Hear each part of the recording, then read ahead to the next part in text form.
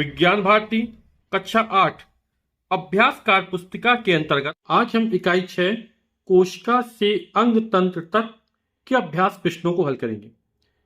प्रश्न संख्या 1 कह रहा है, निम्नलिखित जीवों को छांटकर एक कोशिक तथा बहुकोशिक जीव की सूची में लिखिए। तो एक कोशिक जीव वे जीव होते हैं जिन्हें हम अपनी नग्न आंखों के द्वारा नहीं देख पाते हैं, जिन्हें देखने के लिए सूक्ष्मदर्शी यंत्र की आवश्यकता पड़ती है। ऐसे जीवों को सूक्ष्म जीव कहते हैं, जैसे अमीबा, पैरामीशियम, युगलीना, क्लेमाइडोमोनास, जीवाणु, विषाणु, ये सब क्या हमारे एक कोश की जीव है। तो इसमें अमीबा, पैरामीशियम, जीवाणु, ये हमारे क्या हो जाएंगे, एक कोश की जीव हो जाएंगे। तो अमीबा, पैरामीशियम, जीवाणु, ये हमारे एक कोश की जीव हो गए। आप ही लोग समझ गए होंगे क्योंकि इनको हम नग्न आंखों से नहीं देख सकते। इसके अलावा बकरी हुआ, मनुष्य हुआ, बरगद, नीम, बंदर, इनको अपनी नग्न आंखों से देख सकते हैं। इनका शरीर जो होता है बहुत सारी कोशिकाओं से मिलकर बना होता है, इसलिए बहुकोश की जीव में आ जाएंगे। तो बकरी, मनुष्य, बरगद, नीम, बंदर, ये हमारे क्या बहुकोश की जीव हो जाएंगे। प्रश्न संख्या 2 है, निम्नलिखित कोश सही क्रम में व्यवस्थित कीजिए। अंगतंत्र, अंग, कोशिका, शरीर, ऊतक। कोशिका क्या है, जीवन की रचनात्मक एवं कार्यात्मक इकाई है। अब कोशिका से मिलकर क्या बनता है, ऊतक बनता है। और ऊतक किसे कहते हैं, समान रचना व उत्पत्ति वाली कोशिकाओं का समूह जिनके द्वारा विशिष्ट कार्य किए जाते हैं, ऊतक कहलाते हैं। यानी कोशिका और कोशिका से क्या बनते हैं, ऊतक। जब ऊतक मिल जाते हैं तब हमारा अंग बनता है। फिर अंग मिलने से, कई अंग मिल जाते हैं तब हमारा अंगतंत्र बनता है, और अंगतंत्र मिलने शरीर बनता है। जैसे आप समझ सकते हैं, तो कोशिकाओं से मिलकर ऊतक बना, अब ऊतकों से मिलकर अंग बनता है हमारा, है ना। अंग जैसे आप समझ सकते हैं, हमारा जो मानव पाचन होता है तो उसमें मुख गुहा, ग्रास नली, आमाशय, छोटी आंत, बड़ी आंत, है ना, ये होते हैं। तो जब एक साथ कई अंग मिल जाते हैं तब हमारा अंग तंत्र बन जाता है, जैसे पाचन तंत्र बन गया हमारा। और जब कई अंग तंत्र मिल जाते हैं, जैसे पाचन तंत्र मिल गया, श्वसन तंत्र मिल गया, उत्सर्जन तंत्र मिल गया, परिसंचरण तंत्र मिल गया, तंत्रिका तंत्र मिल गया, तो हमारा शरीर बन जाता है। तो ये क्रम हो जाएगा, कोशिका, फिर ऊतक, फिर अंग, फिर अंग तंत्र, फिर शरीर। प्रश्न संख्या 3 है, जीवों में सभी कोशिकाओं की आकृति एक जैसी नहीं होती है। चित्र में दिए गए कोशिकाओं की आकृति बॉक्स में लिखिए।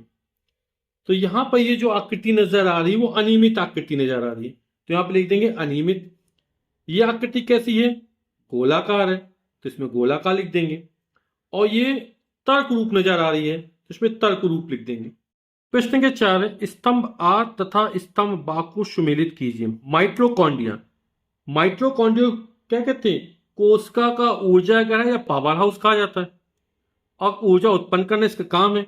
तो माइटोकॉन्ड्रिया ऊर्जा उत्पन्न करना। फिर केंद्रक कोशिका के समस्त कार्यों पर नियंत्रण रखना। फिर है राइबोसोम, और राइबोसोम क्या करते हैं, प्रोटीन संश्लेषण में सहायक होते हैं। रिक्तिका जल एवं खनिज लवणों का संचय करती है। हरित लवक जो है ये पादप कोशिकाओं में पाया जाता है और प्रकाश संश्लेषण के काम में आता है। प्रश्न संख्या 5, विभाजन क्षमता के आधार पर पादप ऊतकों को 2 भागों में बांटा गया है, उनके नाम दिए गए गोलों में लिखिए। तो जो पादप ऊतक है वो 2 भागों में बांटे गए हैं, पहला होता प्रविभाजी ऊतक और दूसरा होता स्थायी ऊतक। प्रश्न संख्या 6, पौधे के रेखांकित भाग में पाए जाने वाले ऊतकों के नाम बॉक्स में लिखिए। यहां पर जो ऊतक पाया जाता है वो प्रविभाजी ऊतक या निरंतर विभाजित होने वाले ऊतक कहलाते हैं। इसी तरह यहां पर जड़ों में जो दिखाए गए ये प्रविभाजी ऊतक होते हैं, और यहां पर स्थायी ऊतक पाए जाते हैं। संख्या 7, जंतुओं में पाए जाने वाले विभिन्न प्रकार के ऊतकों के नाम दिए गए बॉक्स में लिखिए। तो यहां पर जंतु ऊतक के विभिन्न प्रकार होते हैं, एपिथीलियम, संयोजी ऊतक, पेशी ऊतक और तंत्रिका ऊतक। प्रश्न संख्या 8 है, राधा के पिता पिछले माह से अस्वस्थ महसूस कर रहे थे। डॉक्टर के पास इलाज के लिए गए तो डॉक्टर ने उन्हें खाने के लिए कुछ दवाइयां दी और चीनी, चावल तथा मिठाइयाँ खाने से मना कर दिया। तो चीनी, चावल, मिठाइयाँ खाने से मना कर दिया। तो प्रश्न पूछ रहा है राधा के पिता को कौन सा रोग हो सकता है। तो आप लोग समझ ही गए होंगे कि राधा के पिता को मधुमेह रोग या डायबिटीज का रोग हो सकता है। फिर राधा के पिता को यह रोग किस कारण से हो सकता है। तो राधा के पिता को यह रोग इंसुलिन हार्मोन की कमी के कारण हो सकता है। इंसुलिन हार्मोन गड़बड़ हो जाने के कारण हो सकता है। तो राधा के पिता को यह रोग इंसुलिन हार्मोन की कमी से हो सकता है। प्रश्न संख्या 9 है, दिए गए चित्र के रेखांकित भागों के नाम लिखिए। तो यहाँ पर कुछ चित्र नजर आ रहा है। इसमें ये वाला भाग डेंड्रॉन, फिर ये केंद्रक हो गया और ये एक्सॉन हो गया। प्रश्न संख्या 10 है, सभी जीवों में विभिन्न जैविक क्रियाओं को संचालित करने के लिए समन्वयन की आवश्यकता होती है। कथन 1, मनुष्य में समन्वयन तंत्रिका तंत्र तथा हार्मोन्स द्वारा किया जाता है। ये बिल्कुल सही है। कथन 2 कह रहा है पौधों तथा जंतुओं में समन्वयन हार्मोन्स द्वारा होता है। ये भी बिल्कुल सही है। तो उपरोक्त कथन के आधार पर सही विकल्प का चयन कीजिए। सिर्फ कथन 1 सही है, ये तो गलत हो गया क्योंकि दोनों कथन सही है हमारे। तो दोनों कथन सही है, ये गा वाला ऑप्शन हमारा सही हो जाएगा। प्रश्न संख्या 17 है, दिए गए चित्र को पहचान कर अंतःस्रावी ग्रंथियों के नाम लिखिए।